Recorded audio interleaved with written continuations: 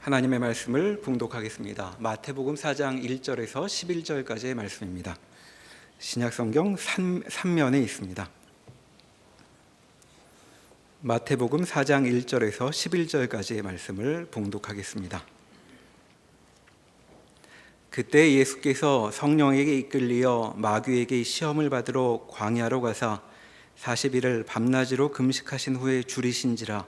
시험하는 자가 예수께 나와서 이르되 내가 만일 하나님의 아들이거든 명하여 이 돌들로 떡덩이가 되게 하라.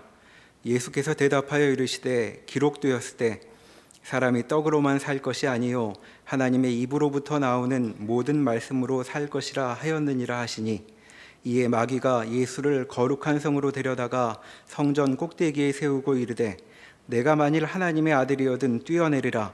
기록되었으되 그가 너를 위하여 그의 사자들을 명하시리니 그들이 손으로 너를 받들어 발이 돌에 부딪히지 않게 하리로다 하였느니라. 예수께서 이르시되 또 기록되었으되 주 너의 하나님을 시험하지 말라 하였느니라 하시니, 마귀가 또 그를 데리고 지극히 높은 산으로 가서 천하 만국과 그 영광을 보여 이르되 만일 내게 엎드려 경배하면 이 모든 것을 내게 주리라. 이에 예수께서 말씀하시되 사탄아 물러가라. 기록되었으되 주 너의 하나님께 경배하고 다만 그를 섬기라 하였느니라. 이에 마귀는 예수를 떠나고 천사들이 나와서 수종드니라. 아멘. 오늘 본문에 예수님의 공생의 시작에 광야에 나가 기도하시고 이제 사탄에게 3번 시험받는 이야기가 나옵니다. 우리는 지난번까지 율법이 무엇인가에 대한 성경의 증언을 이해했습니다. 율법은 말하자면 경기장 같다 그랬습니다. 사방을 둘러서 규격에 맞게 줄을 긋고, 또 배구나 테니스 같은 경우에는 가운데 네트를 설치해서 경기를 할 수 있게 만든 장소입니다. 거기에는 실점과 득점을 위해서 인과 아웃이라는 그 경계를 그려놓았기 때문에 경기장에는 경기력이 아니라 판정을 하는 것밖에는 아직 없습니다. 그 경기장에 경기가 들어와야 됩니다. 그러니까 시합이 있고 선수들의 서로의 그 경쟁이 있어야죠. 그래서 율법이 믿음으로 구원을 얻지만 율법을 파기하는 것이 아니라 율법을 완성한다라고 했을 때, 경기장은 줄을 똑바로 긋고 줄을 밟으면 안 되고 하는 것이 아니라 그것으로 인하여 경기가 성립되게 해야 되고, 우리는 그 경기를 볼 때 경기라는 것이 얼마나 그 선수들 간의 그 진정성, 성실함과 인내와 총력을 기울이는 인간의 어떤 위대함, 아름다움 같은 것을 보게 됩니다. 구약이 경기장을 준비했다면 신약에는 이 경기하는 모습이 우리에게 소개되고 있는데, 그 모범적인 존재가 예수님이신 거죠. 예수님이 오셔서 우리에게 경기를 하게, 그 경기는 다만 승부에 매이거나 이겨야 되는 문제가 아니라, 거기서 인간은 인간된 가치를 어떻게 발휘하는가, 어떻게 누릴 수 있는가 하는 것들을 보여주는 것입니다. 그래서 이 3번의 시험은 중요하게 인간이라는 존재가 떡만 있으면 되는 것이라는 사단의 우김은 하나님 없음에서의 가치를 반영합니다. 그러니까 그들이 제시하는 것은 우리 보통 인간들이 살 때 가장 시급한 거죠. 먹을 것, 입을 것. 의식주 살아야 할 집, 이게 가장 중요하지만 예수님의 대답은 하나님의 말씀이다 랍니다. 하나님의 말씀은 순종해야 되는 명령이나 하나님 말씀의 고급함 같은 그런 뜻으로 여기서 제시되는 것이 아니라 말씀하시는 하나님, 누구에게? 말씀은 홀로 할 수 없습니다. 상대에게 하는 것이고, 우리에게 떡이 필요한 식으로 우리에게 필요한 것은 우리에게 말씀하시는 상대, 하나님이 있어야 된다. 우리는 그의 대상이다. 나라는 존재는 홀로 독립적으로 존재의 근거를 가지는 것이 아니라 하나님의 사랑의 대상, 하나님의 신뢰의 대상으로서, 기대의 대상으로서 존재한다 하는 것이 가장 중요한 것이다. 하나님 있음을 예수님이 답으로 제시하는 것입니다. 그러자 사탄이 그럼 성전에서 뛰어내려라.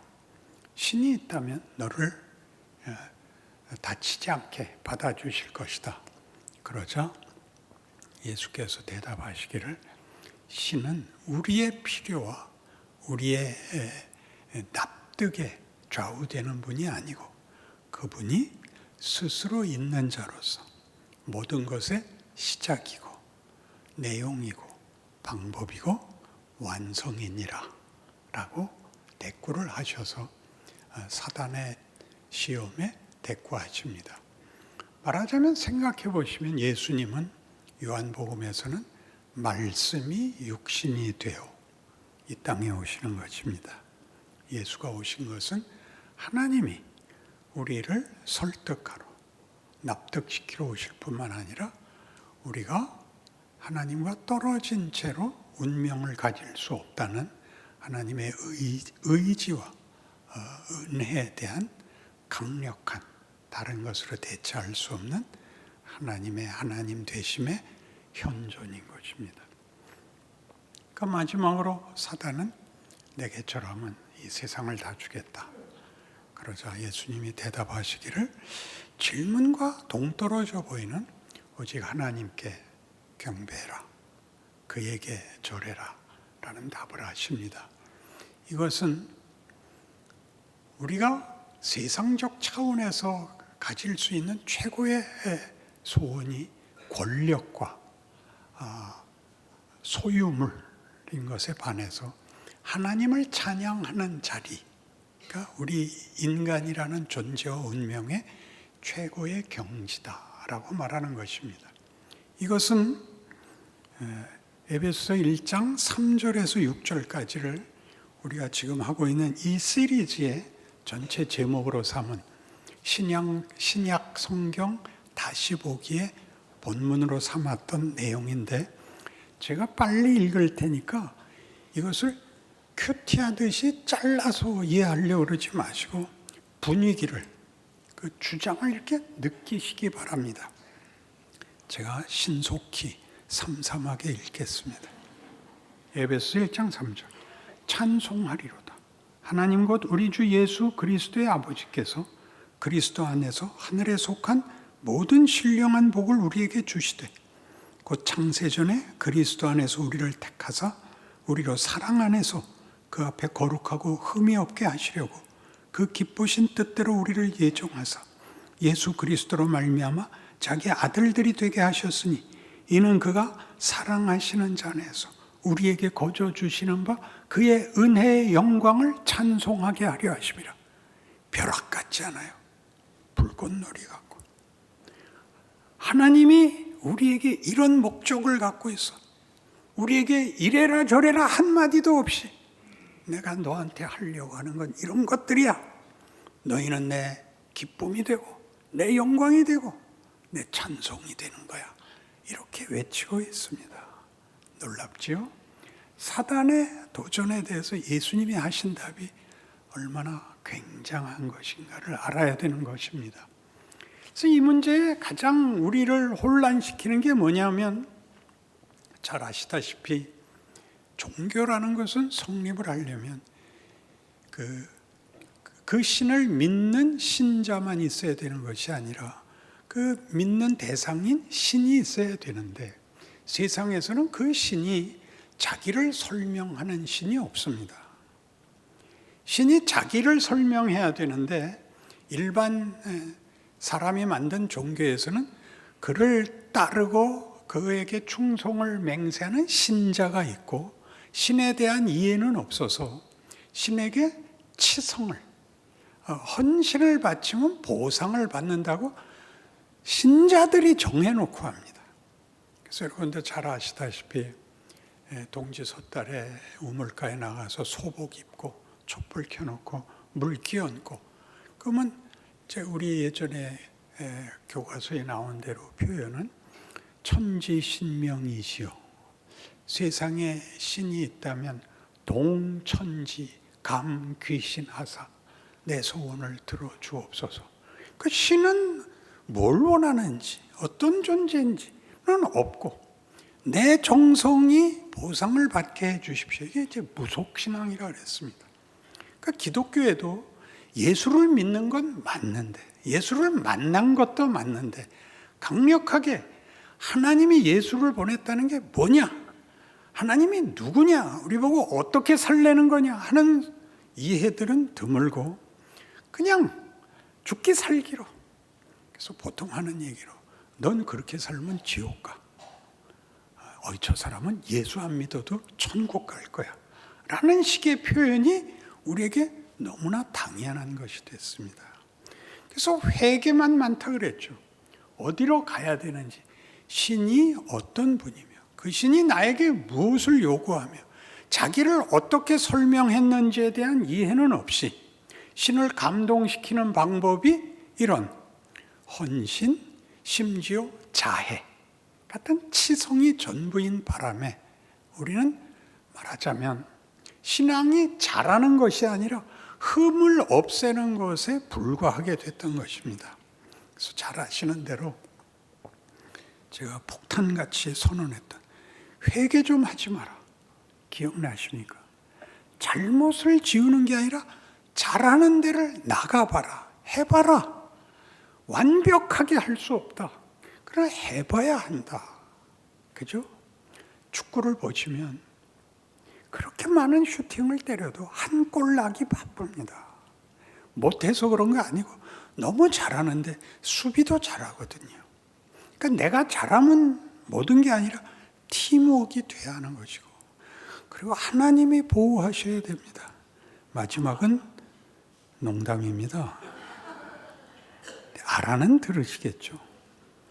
하나님의 이름을 들어서 장난을 하자는 게 아니라 우리가 우리 인생에 완벽을 기해서 답을 얻고 편안해지는 것에 급급하여 예수를 믿는다는 것이 가지는 무한한 약속, 무한한 어떤 보호, 은혜, 함께 하심이라는 부분에 대한 이해나 실력이나 시도, 만들어지는 것에 대한 우리가 상당히 부족한 현실입니다.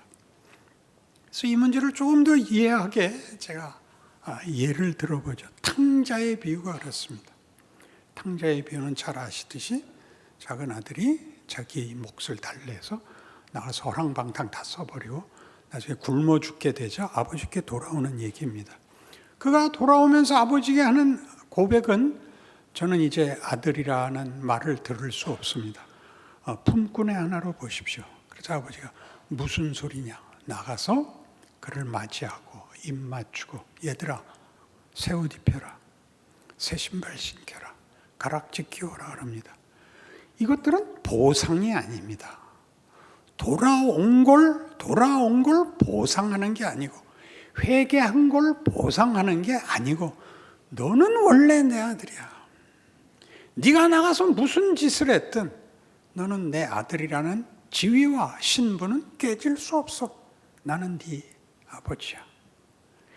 얘들아 옷을 입혀라. 이런 건 얼마나 굉장한 겁니까? 동정을 하거나 놀래지 마라. 얘는 영원히 내 아들이었어. 예전에도 그랬고 지금도 그렇고 영원히 그래. 너희들하고 다른 존재야. 그리고 뭐까지 하죠? 친구들을 불러서 잔치를 엽니다. 봐라, 내 아들이다. 너희들 내 아들이 내는 송아지다. 잘 먹어라. 어떻게 구워줘? 미디움으로요. 나는 라쥐로요. 그랬죠? 그래서 그 부분은 모르세요? 그렇게 무식해갖고 어떻게 예수를 믿겠어요? 그러니까 밤낮 틀리는 거예요. 예수를 믿는다는 게 뭔지. 이제 믿었으니까 이제는 잘해서 복받자 정도가 아니고, 나는 다른 존재였구나. 나는 내가 모를 때도 하나님이 택하신 그의 백성이요, 그의 형상으로 만들어진 존재였으며, 우리의 선조가 실패했을지언정 하나님은 우리와의 관계와 인연을 끊지 않으셨구나. 이런 배짱이 생겨야 되는 겁니다. 소돔 고모라도 10명이 안 되면 망했다고. 그러니까 빨리 10명을 채우세요. 나사로의 경우도 보세요. 나사로의 경우도 대단히 그 장면이 희한합니다. 마리아가 와서 우리 오라비가 죽게 되었습니다. 그런데 안 갑니다. 기다렸다가 죽은 다음에 갑니다. 죽은 다음에. 주께서 일찍 오셨으면 우리 오라버니가 죽지 않았을 텐데요. 그래서 무덤에 가보자. 그리고 예수께서 우십니다. 이제 고쳐낼 건데, 살려낼 건데 왜 울었을까요? 거기가 기묘한 장면 아닙니까? 그리고 왜 죽을 때까지 또 기다렸다 가셨을까요? 예수의 눈물은 분노입니다. 어떤 분노냐 하면, 인간이, 하나님의 형상인 인간이 사망 아래에 있는 것을 분해하십니다. 보복을 하겠다고 분내는 게 아니라, 너희는 이 정도의 존재가 아니야. 너희는 하나님의 영광이야. 근데 지금 이렇게 됐어. 분하시죠. 이것이 운명일 수 없어. 나사로야 나오너라. 이렇게 되는 것입니다. 알아듣는다. 알아듣는 척이라도 한다. 그래서 우리는 예수께서 오셔서 하나님 있음, 하나님이 우리를 외면한 적이 없음, 실제로 그 하나님이 우리 편이라는 걸 보이로 하나님이 육신을 입고 이 땅에 오사, 우리가 어디까지 갔든 거기는 하나님이 외면한 자리가 있을 수 없다라고 선포하는 겁니다. 어느 지경까지? 말구유에서 십자가까지. 어느 경우에도 너는 고아가 아니다. 나는 너와 함께한다. 만일 네가 지옥에 간다면 내가 따라 들어갈 거다. 지옥은 지옥일 수 없다. 지금이 타이밍입니다. 우리 교우들의 가장 큰 약점은 어느 경우에도 감동을 안 한다는 것입니다. 왜 안 할까요?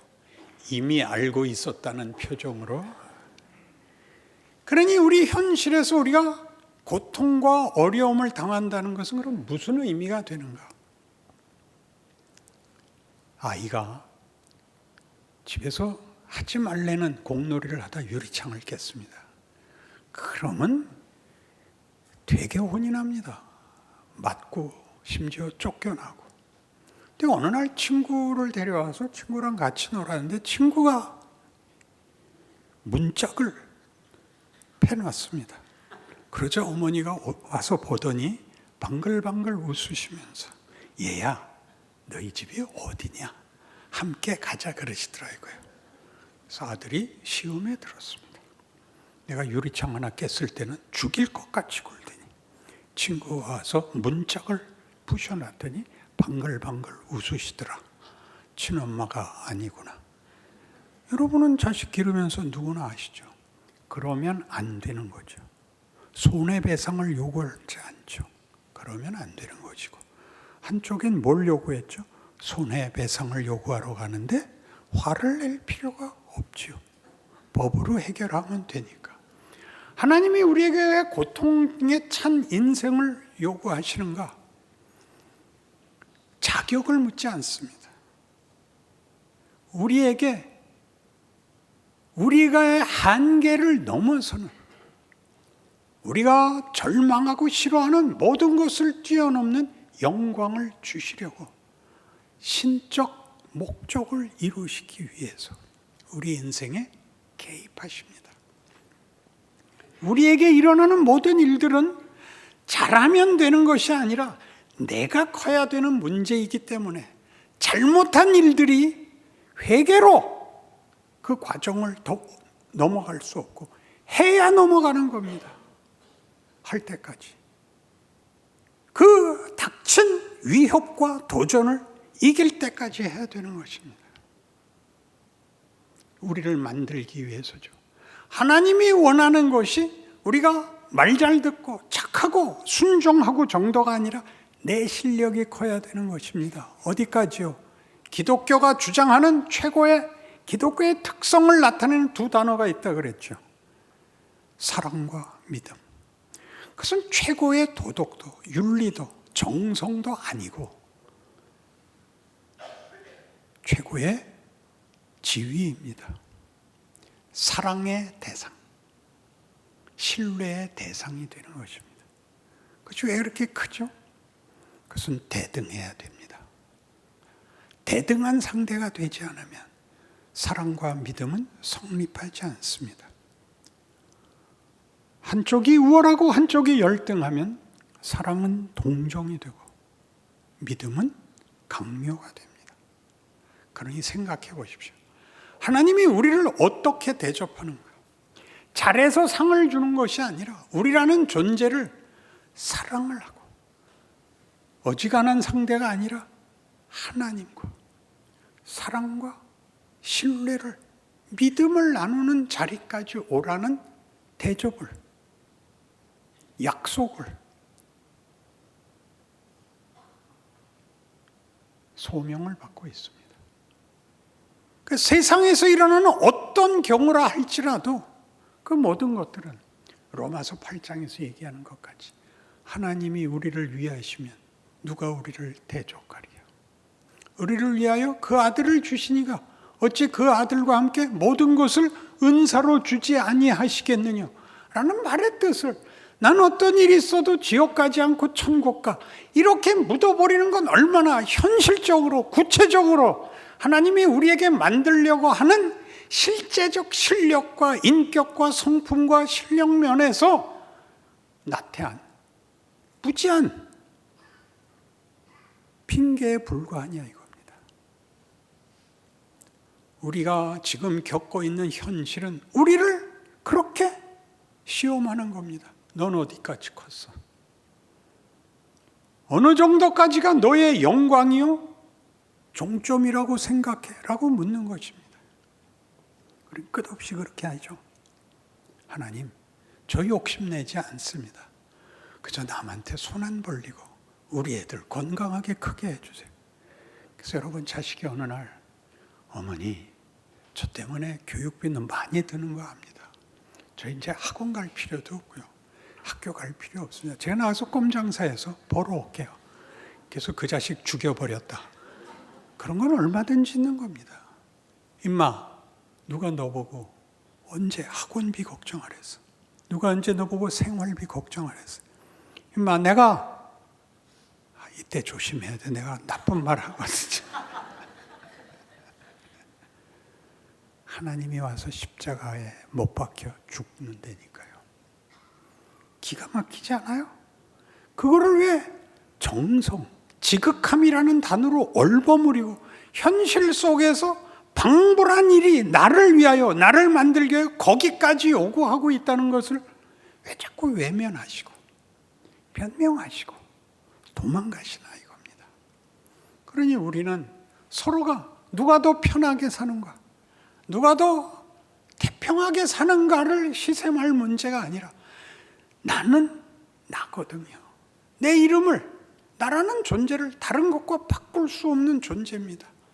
나를 만드신 하나님, 나는 이렇게 만들겠다는 하나님 앞에 각각의 개성을, 각각의 현실을, 구체화된 나라는 존재에 대하여 여러분 각각 자부심을 가지셔야 됩니다. 하나님의 뜻이기 때문입니다. 나는 아무도 대신할 수 없어. 내가 누구를 응원하기도 하고, 내가 누구를 비난하기도 하고, 내가 누구에게 도움이 되기도 하고, 내가 누구에게 시험이 되기도 하고, 그 모든 것을 합쳐서 하나님이 나를 만든다. 예수님은 바리새인들에게 시험이 됐던 거 아시죠? 모두가 환영하지 않았습니다. 심지어 그가 마지막에 예루살렘에 입성해서 백성들의 환호를 받고 호산나 찬송하리로다 주의 이름으로 오시는 이요 라는 환영을 받았음에도 불구하고 그들이 기대했던 메시아, 권력으로 힘으로 해방과 복을 주시리라고 기대했던 예수가 잡혀 죽게 되자 모두가 분노에 떨었습니다. 차라리 바라바를 놔줄지언정 그는 십자가에 죽이십시오. 빌라도가 뭐라 그랬어요? 야, 우리 명절에는 특사를 하나씩 준다. 이 사람에게서 난 죄를 찾을 수도 없다. 놔주자. 안 됩니다. 그 사람은 절대 놔주지 마시고 붙잡아 두고 그냥 죽이는 것도 아니고 십자가에 매다십시오였습니다. 그것이 하나님의 자랑입니다. 나는 이런 하나님이야.